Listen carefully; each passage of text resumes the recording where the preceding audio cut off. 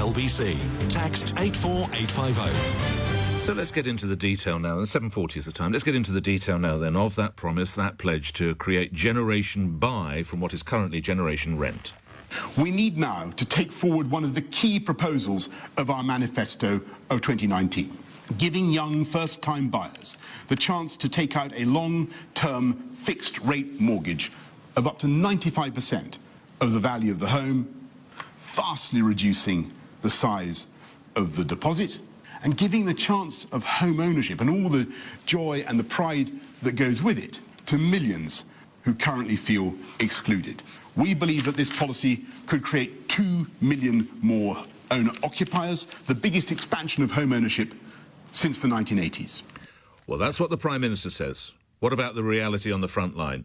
David Galman is Sales Director and Director of Galliard Homes and is regularly our housing commentator, joins me now. OK, reality check time, David. What did you take from that? Morning. Morning, Nick. Well, let's hope it's not nonsense, as your previous David said. Yeah. One can only assume that they're going to provide some kind of indemnity insurance, some government-backed scheme for 5 or 10% of the deposit to make it that much easier, because I don't see any loosening of banking regulations. The lenders are still very tight, and they don't want to give 95% mortgages. No doubt they will if they're government-backed, I presume. Now, according to Nationwide, David, the average cost of a home in Britain, and I stress Britain, is £224,000. Obviously, in London, it's considerably more. But even using that figure, you're still asking, presumably, a young person to stump up somewhere in the region of about 200, get a mortgage for about 210,000, and that's an average home. In London, you could probably add that another 50%. How are they going to make the payments?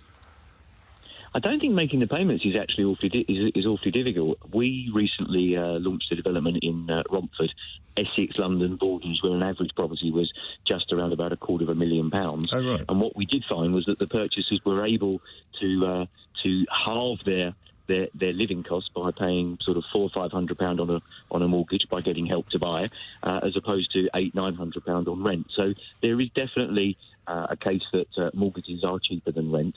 However, it's the deposit that always seems to be the problem.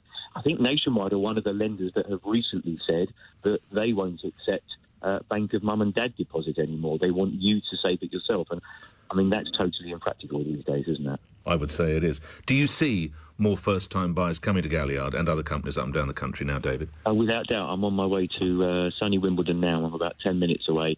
And we've got a development that's just about to start completing. And the vast majority of the purchasers in the first phase are all first-time buyers, nearly all using Help to Buy. So God help us if they take that away. One assumes they're going to replace Help to Buy with some... They're going to replace it with something, even if it's Buy to Help or something. They'll definitely produce a new scheme. Lastly, again, as someone who's in the trenches here, how will we know if this plan turns into reality? What should we be looking out for as a result of the Prime Minister's words, David Galman?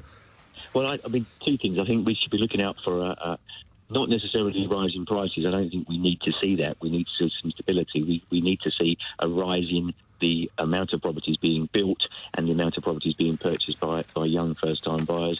We need to see some detail. As everybody says with Boris, the devil is in the detail. There never is any.